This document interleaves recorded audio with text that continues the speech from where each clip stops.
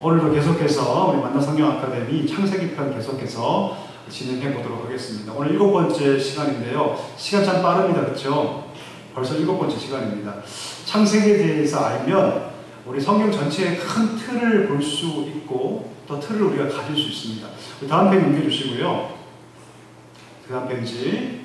자, 한번 복습하고 넘어갑시다. 우리 창세기 하면 4가지 사건과 4가지 인물. 자, 4가지 사건은 뭐였습니까? 창조, 타락, 홍수 심판, 바벨탑 사건. 자, 4인물은 누굽니까? 아브라함, 이삭, 야곱, 요셉. 이것이 창세기 50장의 전체 내용입니다. 특별히 이 4사건은 1장부터 11장까지 등장하고 12장부터 우리가 알듯이 아브라함이 등장합니다. 예. 오늘 우리가 함께 나눌 사건은 이번 주 다음부터 2주에 걸쳐서 우리 홍수 심판에 대해서 함께 나눌 건데 다음 페이지 넘겨주시고요. 그 다음 페이지. 자, 홍수 심판 내용은 우리가 다 아는 내용이죠. 그렇죠? 하나님께서 세상을 홍수로 물로 심판하는 사건이 바로 홍수 심판이고 그 내용을 다룰 텐데 하나님께서 노아와 그의 가족을 제외하고 모든 인류뿐 아니라 오늘 보니까 땅의 기능들, 심지어 공중의 새까지, 그렇죠? 공중의 새까지 하나님께서 멸망시키기로 작정하십니다. 전 지구적 심판이라고 할 수 있습니다. 전 지구적. 자, 그러면 물로 하나님께서 세상을 심판하시는데 성경 보면 여러분 가장 높은 곳보다 15규빗, 그러니까 대략 7m 이상 높아지거든요. 그러니까 지구상에 존재하는 모든 산, 지금 가장 높은 산이 어딥니까? 우리 장로님 계실 텐데. 이게 우리 잘 몰라요, 사실. 에베레스트입니까? 뭐 그렇치고 그 산보다 15규빗이 올라가니까 그 산보다 대략 7.5m 정도가 더 물이 높아집니다. 그 금은 어디서 나왔습니까, 도대체? 누가 막 갖다 물을 댔나요? 네, 성경 보니까 하늘 창이 열리고, 그렇죠? 기품이 샘들이 터져서 땅에서 물을 토하기 시작합니다. 그러니까 하나님 원래 창조하실 때, 그렇죠? 궁창 만드실 때, 빛궁바의 조사, 궁창 만드실 때, 그렇죠? 궁창을 빈 공간인데 궁창 위의 물과 궁창 아래 물로 구분하시죠. 그리고 나중에 궁창 아래 물을 한 곳으로 모으셔서 묻히 들어가게 하셨다. 기억나시죠? 그래서 성경학자들은 여기서 그 궁창 위의 물이 원래 물권이라는 게 있었는데, 그렇죠? 그 하늘의 창이 열렸다는 것은 그 궁창의 물이 다 쏟아지고 땅에 있던 물들도 마치 지하수까지 다 토해내서 하나님의 심판에 동원되었다라고 보통 이해를 합니다. 그럼 어떻게 땅속에 있는 모든 물까지 다 올라올 수 있는 것은 하나님의 섭리죠. 하나님 물을 다스리는 분이시거든요. 아멘이시죠? 우리 예수님 물을 걷잖아요. 그리고 베드로에게 명하여 그 물을 걷게 하잖아요. 그렇죠? 예, 주님 물을 다스리시는 분이시거든요. 그래서 노아와 그의 가족을 제외한 모든 것들을 하나님께서 물로 어떤 지역에 국한된, 우리 아라라산이라고 지금 터키 지방이죠. 그렇죠? 거기에 국한된 지역적인 심판이 아니라 전 지구적 심판을 하나님께서 하십니다. 가장 높은 산보다 대략 7m 정도가 더 물이 올라갈 정도로. 그러니까 땅 위에 사는 모든 존재들은 물로 다 심판을 당합니다. 하늘 공중에 나는 새도, 새가 영원히 날 수 없죠. 물이 1년 10개월 동안 있거든요. 예, 가장 고점에서 150일 동안 있고 40주야를 물이 쏟아붓고 또 토해내는데, 그렇죠? 40주야를 쏟아붓고 토해내고 그 상태가 한 150일 정도를 충만하게 있다가 물이 마를 때까지 1년 10개월이 걸리죠.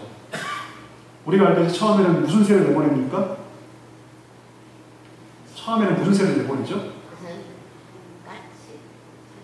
어떤 사람이 닭이요 그러더라고요. 네, 그건 우리가 먹는 거고, 여러분, 그렇죠?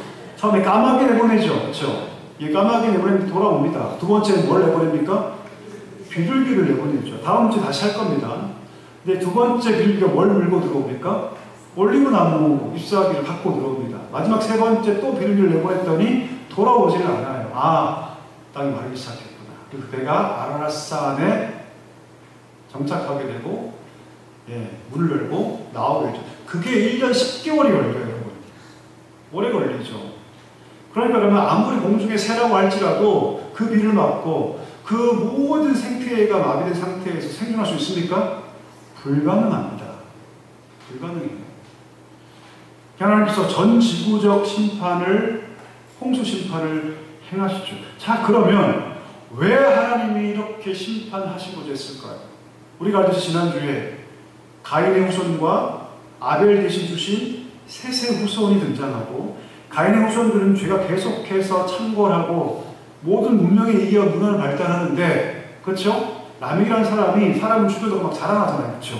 그 정도로 악이 창궐하는 것은 봤지만, 또 한편으로는 셋의 후손이 있어서 그 셋의 때 비로소 여호와 하나님 부르기 시작하잖아요. 그럼 분명히 어차피 악은 있고 악은 존재하고 악의 계보가 흘러가긴 하겠지만 경건한 자손도 흘러갈 텐데, 왜 하나님은 모든 인류를 노아를 제외하고 그의 가족을 제외하고 왜 심판했을까요? 오늘 성경에 보니까 그 셋의 후손조차도 뭐하기 시작했다? 타락하기 시작합니다. 타락하기 시작해요. 오늘 성경에 보니까 그런 표현이 있죠. 그래서 여러분, 하나님께서 심판하는데, 그러면 심판이라는 것은 우리가 어떻게 생각하기에 다 끝나는 거고 다 망하는 거고 다 죽이는 거 생각하지만 그렇지 않아요, 여러분. 거기에도 분명히 하나님 뭐가 있습니까? 구원의 열심이 있습니다. 하나님 열심이 있어요. 그래서 누굴 남기세요? 노아를 남기십니다. 이따 보겠지만 노아가 하나님께 은혜를 입습니다. 은혜를 입어요.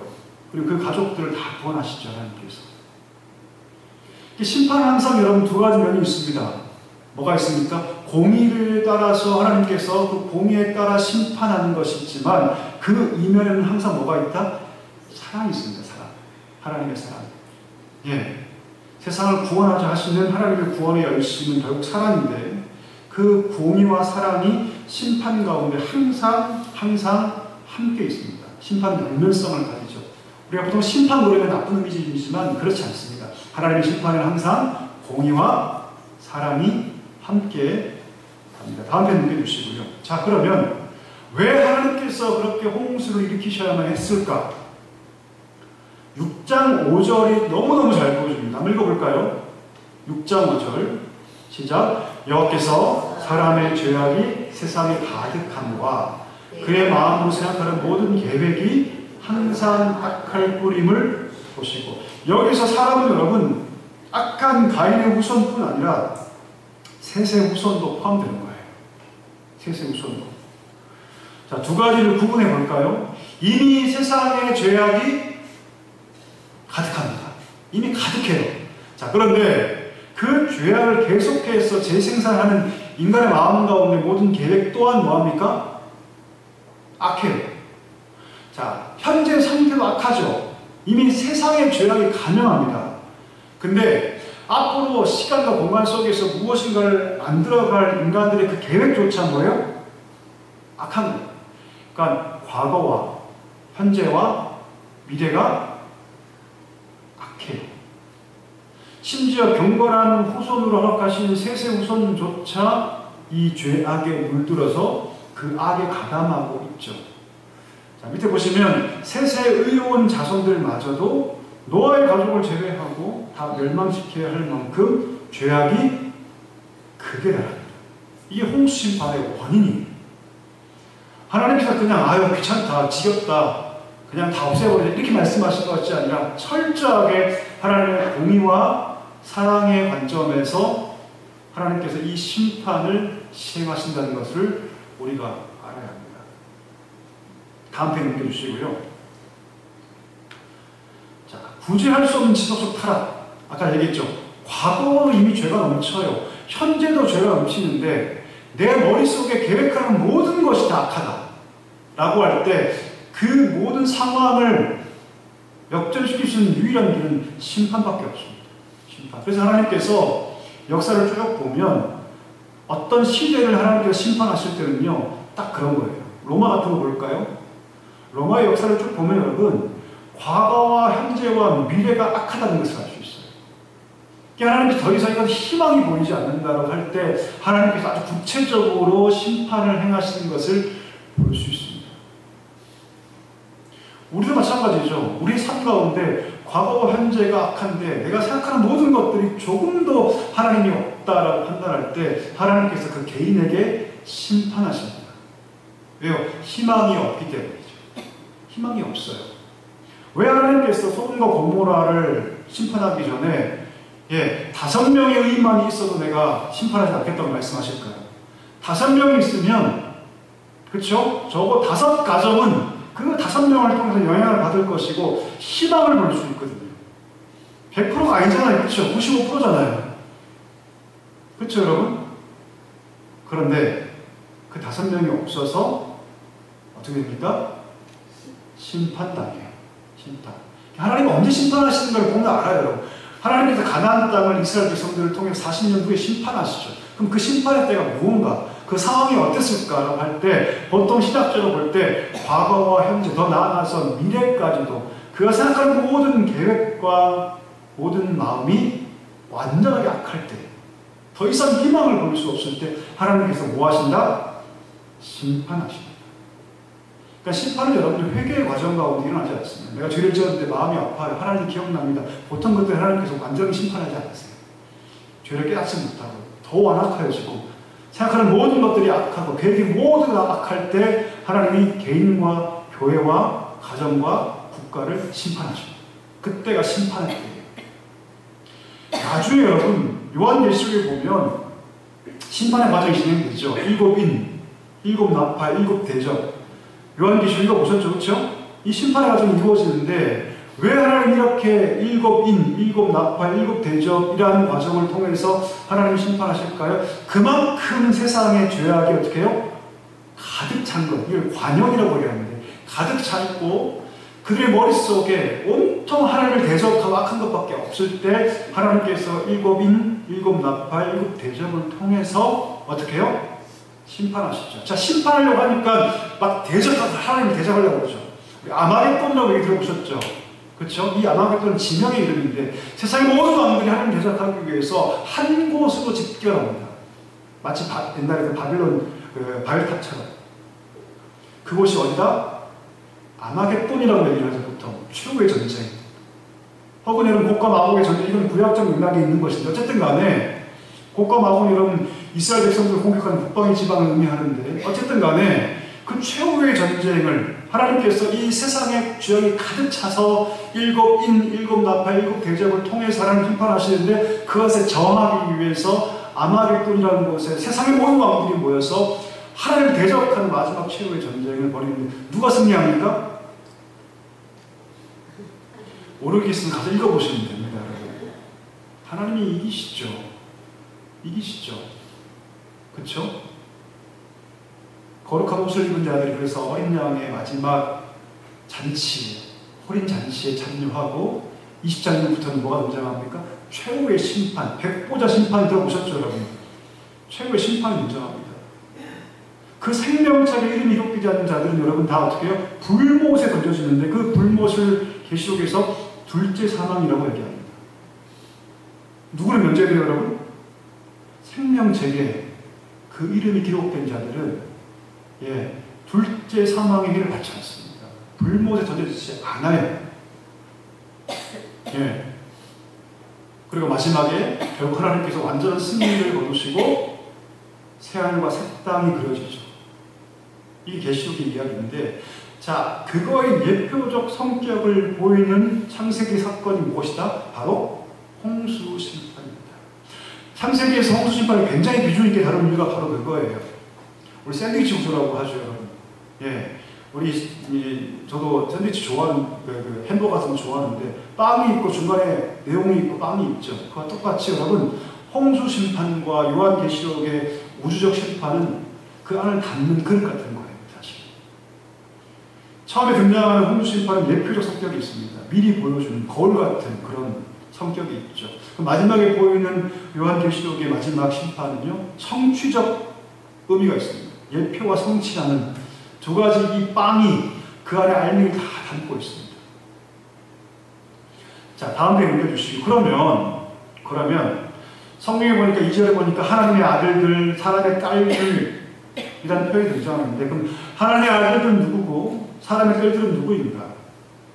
어떤 학자들은 하나님의 아들들을 타락한 천사라고 해석합니다. 그래서 영적인 존재와 사람의 딸들이 결혼하여서 네피림 거인족이죠. 그렇죠? 그 거인족이 출생했다고 해석하는데 맞을까요? 틀릴까요? 이 하나님의 사람들이 타락한 천사를 뜻할까요? 영적인 존재? 그렇지 않습니다. 다음 페이지 넘겨주시고요. 자, 다음 페이지 보시면 마태복음 22장 30절에 예수님께서 하신 말씀이 있죠. 부활 때는 장가도 아니가고 시집도 아니가고 하늘에 있는 천사들과 같으니라. 천사들은 시집과 장가가지 않는다고 얘기를 하죠. 한 번 더 말씀하세요. 마가복음 12장 25절에 보니까 사람이 죽은 자 가운데서 살아날 때에는 장가도 아니가고 시집도 아니가고 하늘에 있는 천사와 같으니라 라고 얘기를 하죠. 그 전페이지 넘겨주시고요. 전으로 올라가셔서 따라서 여기서 하나님의 아들들은 천사가 아닙니다. 타락한 영적 존재가 아니에요. 그러면 여기서 하나님의 아들들은 누군가? 라고 할 때 경건한 셋의 후손을 의미합니다. 경건한 셋의 후손이 타락하여서 그렇죠? 사람의 딸들, 다시 말하면 가인의 후손에서 태어난 가인의 후손들은 예뻤거든요. 왜 예뻤을까요? 문화가 발달하고 온갖 장신구들이 발달합니다. 그럼 여성들이 자신을 꾸밀 때 그렇죠? 장신구가 있는 게 예쁩니까? 없는 게 예쁩니까? 있는 게 훨씬 예뻐요. 그렇죠? 예쁘게 만들어진 옷을 입는 게 예쁩니까? 아무렇게나 입는 게 예쁩니까? 예쁜 옷들이 입는 게 예쁘죠. 그런 문화들이 보통 이 가인의 후예들이 다 발달합니다. 악기, 장신구, 옷 이런 것들이 다 발달하거든요. 그러니까 여러분 외적인 매력은 가인의 후손의 딸들이 훨씬 더 예뻐요. 소위 섹스 어필이라고 해서 성적인 매력을 가지고 있습니다. 그러니까 거기에 반하죠. 누가요? 셋의 후손들이 반하기 시작합니다. 그리고 성적으로 타락하기 시작하죠. 그리고 혈통적으로 섞이기 시작합니다. 그리고 문화적으로 신앙적으로 혼합되기 시작하죠. 결국 여기서 하나님의 아들들은 셋의 후손을 가리키고요. 사람의 딸들은 가인의 악한 후손들을 지칭한다고 봅니다. 일반적인 견해로. 넘겨주시고요. 남겨주시고. 자, 그래서 하나님께서 은혜로 허락하신 그 셋의 후손조차 사람의 딸들, 가인의 후예들을 얻고 성적으로, 혈통적으로, 문화적으로, 신앙적으로 타락했을 때 하나님께서 한탄하십니다. 창세기 6장 7절에 보니까 이는 내가 그것들을 지었음을 어떻게 했다? 한탄했다. 한탄했다. 이 한탄이라는 단어를 잘 분석해 보면요. 통탄하다. 여러분 자녀를 낳았어요. 그럼 그 자녀가 막 사고뭉치예요. 그럼 가끔 통탄하시죠? 내가 저걸 왜 낳아서 이런 말 가끔 아니시죠? 네. 그럴 때가 가끔 있습니다. 너무 사고를 치면. 같은 마음이에요, 여러분. 한탄이라는 말은 통탄이에요. 통탄. 깊은 후회와 깊은 절망이 우리 하나님께 있었다라고 우리가 이해하면 됩니다. 그래서 하나님께서 무엇을 작정하시냐면 아까 제가 얘기했죠. 심판의 기준이 무엇이다? 과거와 현재, 미래에 더 이상 소망이 없을 때 하나님 관점에서 더 이상 과거와 현재와 미래가 악하고 악한데 앞으로도 악할 때 하나님 심판을 통해서 그 악을 제어하십니다. 악을 제어하시고 새롭게 하시죠. 그래서 하나님께서 전 지구적 심판을 계획하시는데 그것이 무엇이다? 홍수입니다. 넘겨주시고. 자, 홍수인데 놀랍게도 거기서도 하나님의 선택. 여러분 구약의 모든 구원의 서정, 구원의 역사는요. 선택의 스토리입니다. 아멘이시죠? 아멘이시죠? 바울의 얘기를 해요, 여러분. 영원전부터 우리가 선택되었다. 영원전이 뭡니까? 영원전이라는 것은 여러분 시간을 초월하는 개념이죠. 영원이라는 말 자체로 시간을 초월하는 말이에요. 영원? 영원 전은 또 뭘까? 이 표현은 여러분 놀라운 신학적 표현인데 하나님은 시간을 초월해 계시죠. 아멘이시죠? 우린 시간 안에 있습니다. 제가 출생을 했지만 언젠간 죽어요. 시간 속에 있죠. 하나님은 시간 속에 있습니까? 없습니까? 없죠. 만약 하나님이 인간 같은 존재였다면 어떤 예정의 시점이 있었겠죠. 그렇죠? 아닙니까 여러분? 있죠. 하나님은 시간을 초월하여서 우리를 택하는데 그 설명할 길이 없는 거예요. 바울은 뭐라고 하냐면 영원 전에 우리를 택했다고 얘기합니다. 이걸 시간적 개념을 이해하면 절대 안 돼요. 하나님의 속성을 표현하는 단어입니다. 하나님은 시간에 갇혀있지 않고 우리는 시간의 어느 시점에서 그것을 이해하려고 하지만 하나님은 그 시간을 초월해 계신다는 것을 표현하기 위해서 가장 중요한 것은 영원 전이나 어떤 시점을 말하는 것이 아니라 우리 한 명 한 명이 다 하나님이 택한 존재이다라는 것을 말하고 싶었던 거예요. 하나님이 택함, 하나님 선택. 왜요? 하나님 구원의 역사는 철저하게 하나님의 주권적인 선택으로 이루어졌기 때문에 노아 때부터 아니 그 전 셋부터 아니 그 아들부터 계속해서 하나님의 선택을 통한 하나님 구원의 역사는 흘러왔기 때문이죠. 여기서 보면 하나님이 노아를 택하십니다. 자, 그런데 6장 9절에 보면 노아를 설명하는 단어가 있죠. 여기서 좀 헷갈릴 수가 있는 거예요. 뭐냐면 우리 6장 9절 한번 읽어볼까요? 6장 9절 성경 펴셔서 6장 9절 한번 우리 읽어보도록 하겠습니다. 9절 시작. 이것이 노아의 조건이라. 노아는 의리요 당대요 완전한 자라. 그는 하나님과 동행하였습니다. 뭐라고 얘기하냐면 노아는 의인이었다. 당대 완전한 사람이었다. 하나님과 동행한 사람이었다라고 6장 9절은 설명합니다. 자, 그러면 이 탐임이라는 완전하다라는 이 히브리어 어떤 뜻일까요? 이렇게 오해할 수 있죠. 아, 그러면 하나님께 선택받으려면 우리가 완전해야겠구나. 야, 나는 완전하지 않는데? 이렇게 오해할 수 있죠. 이 성경 구절은 여러분 사실요, 그 다음에 있는 동행하였다는 단어와 사실 같이 해석되어야 합니다. 하나님 볼 때 왜 의인입니까?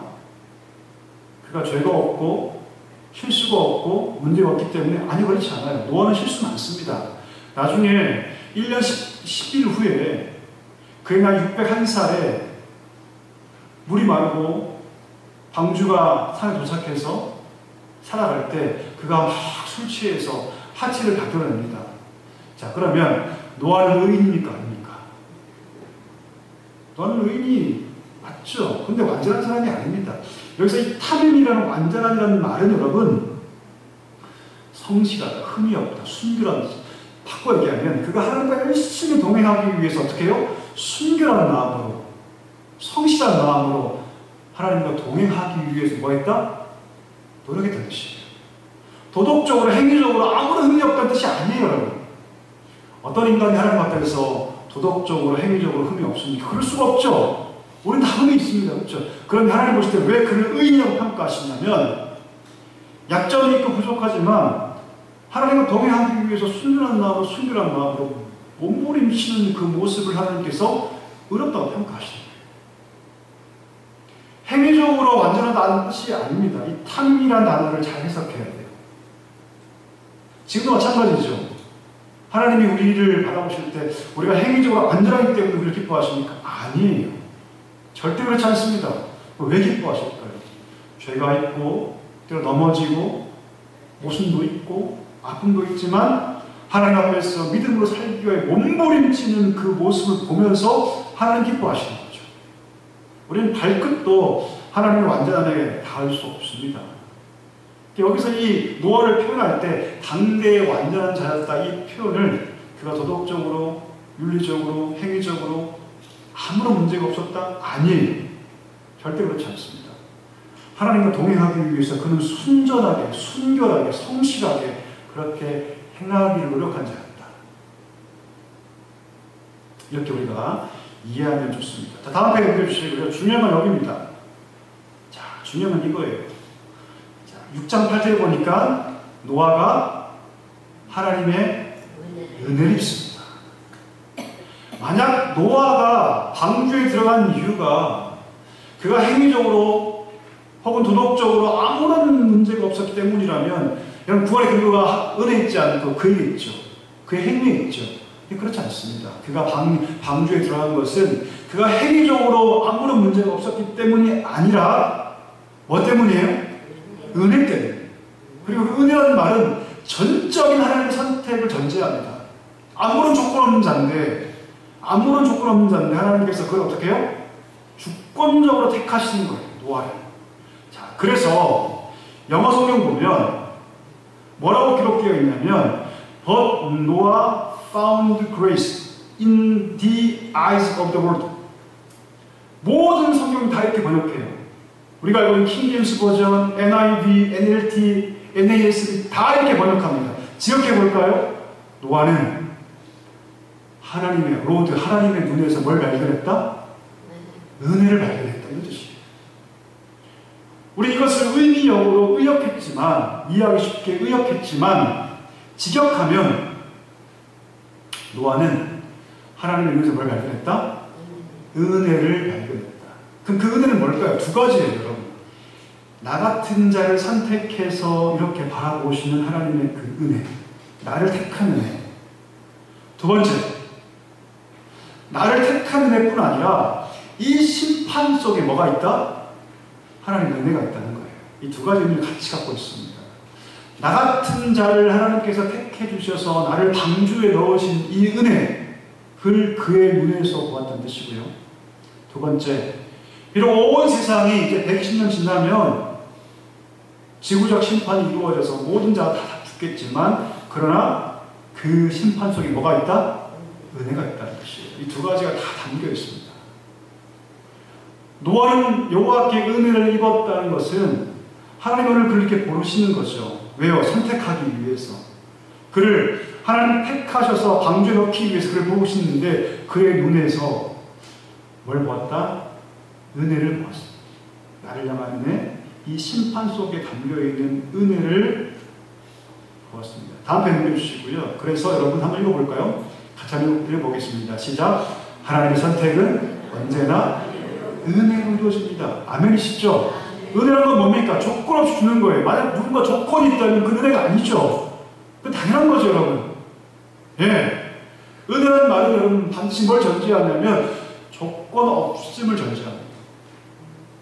노아가 당대에 완전하다, 이 타민이라는 단어가 여러분, 그가 행위적으로, 도덕적으로, 윤리적으로 아무런 흠이 없다는 뜻이 아니죠.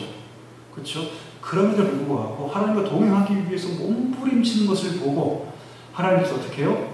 그에게 은혜를 베풀어 주시고 그 은혜를 따라서 그가 하나님의 구원의 그 물줄기를 이어갑니다. 구원의 서정을 이어가죠. 자, 그러면 왜 이렇게 설명했을까? 노아를 이렇게 설명한 것은 노아가 완전한 사람이다라는 것을 설명하지 않고요. 그의 성품과 그 시대의 타락상을 대비하기 위한 거예요. 그 시대가 얼마나 타락해 있는가. 예. 여전히 노아가 부족함이 있고 나중에 막 하체를 막 드러날 때까지 막 술을 마시고 이럴 정도지만, 그러나 그럼에도 불구하고 노아는 하나님과 동행하기 위해서 몸부림치지 않습니까? 순전한 마음으로. 이 모습과 그 당시의 타락한 모습을 대조하기 위해서 이 표현을 쓴 거예요. 노아를 높이기 위해서가 아니죠. 예. 그 시대의 사람과 하나님의 의인이라고 평가하시는 그 노아의 모습을 대조하기 위해서 이 표현을 쓰고 있는 겁니다. 다음 편 넘겨주시고요. 다음 페이지. 자, 그래서 이 모든 스토리 마지막에 성경 기자는 뭐라고 얘기합니까? 노아는 하나님께 여호와께 은혜를 입었다. 그의 눈에서 하나님의 은혜를 발견했다라고 기록하고 있습니다. 넘겨주시고요. 자, 은혜를 입은 자들은 반드시 어떤 삶을 살게 되어 있습니까? 네, 변화의 삶을 살게 되어 있습니다.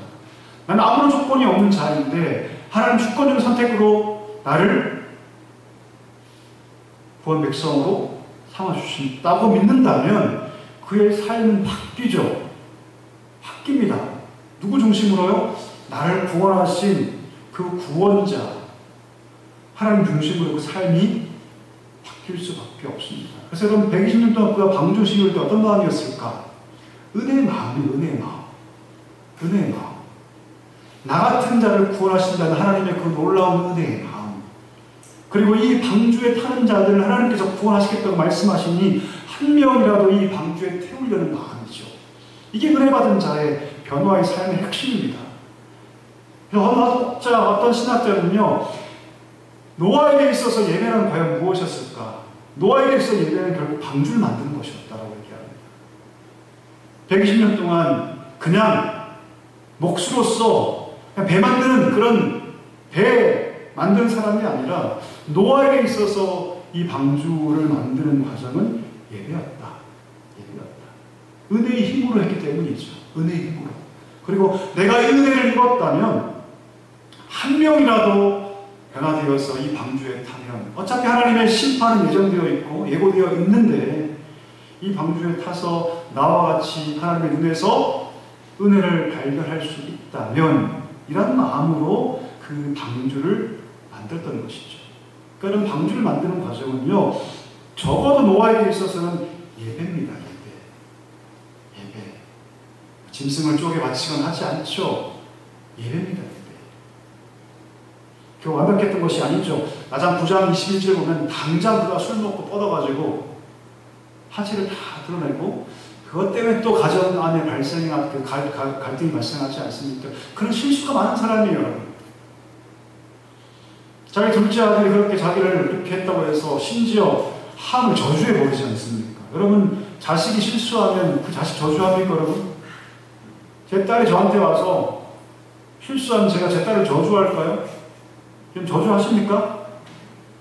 노아는 둘째를 저주해버려요. 예. 그만큼 노아는 여러분 완벽한 사람 사실 아닙니다. 이 탐임이라는 단어를 잘 해석하셔야 돼요. 예. 어쨌든 간에 부족하지만 하나님과 동행하기 위해 몸부림쳐서 순전한 마음으로 그 모습을 이 단어가 잘 설명하고 있습니다. 넘겨주시고요. 자, 드디어 120년 동안 방주를 짓습니다. 방주의 재료가 뭡니까? 고페르 나무라고 성경은 기록하고 있습니다. 이 개혁 성경은 이것을 잣나무라고 얘기하는데 잣나무는 사실 아니에요, 여러분. 우리가 잘 볼 수 없는 나무입니다. 침엽수인데 침엽수가 뭡니까, 여러분? 침엽수는 여러분 더운 지방에 살까요? 보통 추운 곳에 있을까요? 예. 잎사귀가 이렇게 침처럼 되어 있는 것은 잎사귀가 이렇게 동그랗게 최대한 빛을 받지 않기 위해서죠. 그렇죠? 그렇죠? 혹은 춥기 때문에 스스로 보호하기 위해서 보통 높은 곳에 올라갈수록 넓은 잎보다는, 그래서 여러분 열대 지방 가면 다 잎이 넓죠. 그렇죠? 보통 침엽수는요 잎이 침처럼 되어 있고 나무가 아주 단단합니다. 치밀하죠. 이 나무가 변형이 잘 되지 않습니다. 그렇죠? 보면 이 고페르 나무가 성전 문짝을 만드는 데도 사용됩니다. 그만큼 변형이 적고 오래가고. 자, 방주가 이 고페르 나무로 만들어지는데 부식을 방지하기 위해서 뭘 바릅니까? 역청을 바릅니다. 다음 페이지 보시고요. 자, 방주 설계도 보시면 길이가 얼마였다? 300규빗. 대략 보통 규빗이라는 것은 여러분 이 손끝에서 이 손끝까지는 의미합니다. 다 다르죠. 규정이 다 길이가 다르죠. 그래서 좀 다 달라요. 어쨌든 간에 300규빗 대략 137m, 너비는 50규빗, 높이는 30규빗. 그래서 353으로 외우시면 돼요. 300규빗, 50규빗, 30규빗. 창은 위에서 한 규빗. 창을 왜 높이 했을까요, 여러분? 물이 어디까지 찰지 모르는 거죠. 그리고 물이 세게 차면 창이 낮으면 창으로 다 범람하겠죠. 넘어오겠죠. 그래서 일부러 창을 높이 둡니다. 자, 문은 옆으로 되죠. 그리고 상중하의 3층 구조로 방주를 설계합니다. 다음 페이지 보시고요. 학자들은 이 정도의 크기 선박이라면 43,000톤 이상을 실을 수 있을 것이라고 추정치입니다. 다음 페이지 넘겨보시고, 자, 보시면, 자, 여기는 지금 171m라고 얘기하는데, 이 한 규빗의 개념이 많이 다르기 때문이에요. 어떤 사람은 뭐 45cm, 어떤 사람은 48cm, 이렇게 잡기도 하는데, 대략적으로 130에서 150, 뭐 크게는 170까지. 이렇게 봅니다. 최근에 넘겨보시면, 다음 페이지 보십시오. 이 사진 혹시 보신 적 있으신가요? 최근에 보면 미국에서 어떤 주인가 갑자기 기억이 안 나는데, 미국의 그 중동부 지방에 있는 어떤 주에서 그대로 이 방주를 복원해서 만든 모습입니다. 여기 만들 때는 가로가 155m로 산정해서 만들었거든요. 그리고 똑같이 3층 구조 만들고 위에 창을 내고, 그래서 지금 엄청나게 많은 사람들이 간다고 그러죠. 들어가 보면 잘 가보지 못했는데, 가면 동물들의 모형들 갖다 놓고 거기서 그 노아와 아들들이 예배하는 장면들 해놓고 이렇게 쭉 있다고 하는데, 어쨌든 간에 이렇게 만든 장면입니다. 다음 주 한 번 더 할 텐데, 오늘 여기까지 할 텐데, 여러분, 이 홍수 심판은 아까 얘기했던 예표적 성격이 있습니다. 요한계시록에 나오는 이 마지막 최후의 심판을 미리 보여주는, 보다 확대되죠. 홍수 심판은 지구적 심판이에요. 이 지구상에서는 벌어진 심판이지만 나중에 어떻게 해요? 요한계시록은 우주적 심판입니다. 우주적 심판. 공통점도 있죠. 하나님이 선택받은 자만 방주에 들어가 살죠. 그렇죠? 요한계시록에 보면 그 방주가 예표인데, 그 방주가 누구십니까, 여러분? 예수 그리스도세요. 그리고 신학적으로 교회를 뜻합니다. 왜요? 교회의 머리가 누구십니까? 예수님이시고, 예수님 스스로 그것을 다시 몸이라고 얘기하셨거든요. 하나님 선택받아, 하나님의 의로 선택받아 그의 방주에 들어온 모든 자들만 살죠. 그렇죠? 그림으로 보여주세요. 신약에 와서 마지막 요한계시록에서 누가 그 둘째 사망의 해 불못을 지나갑니까? 예. 그 이름이 생명체에 기록된 자인데, 그 생명체에 기록된 자들은 누굽니까? 어린 양의 피에 자기 옷을 다 빤 자들이에요. 하얀 세마포를 옷을 입고 남편 되신 그 어린 양 예수 그리스도와 함께 혼인 서약을 맺은 자들만 살죠. 그렇죠? 똑같은 그림입니다. 똑같은. 계시록을 통해서 하나님 우리에게 마지막 최후의 심판과 멸망이 있을 것을 예고하시죠. 그렇죠? 똑같습니다, 여러분. 홍수 심판이 120년 동안 예고돼요. 하나님이 세상을 심판할 거야. 그리고 방주를 가시로 보여주세요. 교회를 가시로 보여주시죠. 그리고 성경을 통해서 반드시 이 땅의 마지막에 최후의 심판과 종말이 있을 것을 미리 예고하시죠. 그리고 이 마지막 때 이 교회를 방주 삼아서 하나님의 그 은혜에 따라 부르심을 받은 자들을 모으시고 그 안에 있는 자들을 하나님께서 살리시는 이 똑같은 도식이 홍수 심판과 마지막 최후의 심판이 긴밀하게 연결되어 있다는 것을 우리가 알 수 있습니다. 자, 그 속에 우리가 있습니다. 아멘이시죠? 아멘이시죠? 우리가 이곳에 와서 신앙생활을 한다는 그것이 얼마나 감격적인 것인가를 우리가 알 수 있습니다. 이 시대에 하나님께서 방주로 뭘 쓰시냐면 교회를 쓰세요. 이 건물로서 교회를 그냥 말하는 것이 절대 아닙니다. 예, 무용의 교회죠. 그리스도를 머리로 삼고, 예, 그의 몸으로 구성된, 함께 성장하고, 함께 아파하고, 함께 거룩하게 지어져가는 거룩한 운동제소의 교회를 하나님께서 이 시대의 방주로 사용하십니다. 그 속에 우리가 있다는 것은 너무나 큰 하나님의 은혜입니다. 둘째 사망의 해를 받지 않을 것이다. 그 불못에 던져지지 않을 것이라는 것은 얼마나 큰 은혜인가를 알아야 합니다. 적당히 신앙생활에서는 안 되겠죠. 이것이 얼마나 큰 것입니다. 아까 얘기했죠. 120년 동안 방주를 지은 것은 노아에게 예배였습니다. 예배. 그 은혜에 대한 정당한 반응. 그리고 한 영혼이라도 돌아오기를 바라는 마음으로 그 방주를 지었다는 것을 여러분 기억할 수 있게 되기를 바랍니다. 다음 주에 한 번 더 우리 방주 얘기를 할 건데요. 홍수심판 얘기를 할 건데요. 이 노아의 홍수 사건을 통해서 우리 깨닫는 것이 참 많이 있습니다. 기억하시고 우리가 받은 은혜, 구원의 은혜가 얼마나 큰 것인가를 한 번 더 깊이 경험할 수 있게 되기를 축복합니다. 기도하겠습니다. 하나님 아버지 감사합니다. 오늘 홍수 심판의 내용들을 함께 나누었습니다.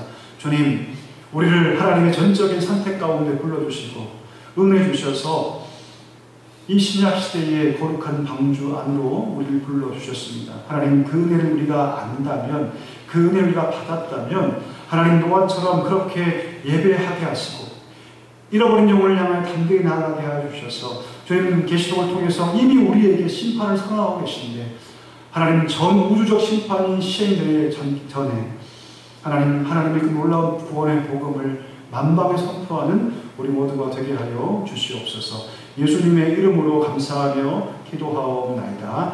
아멘.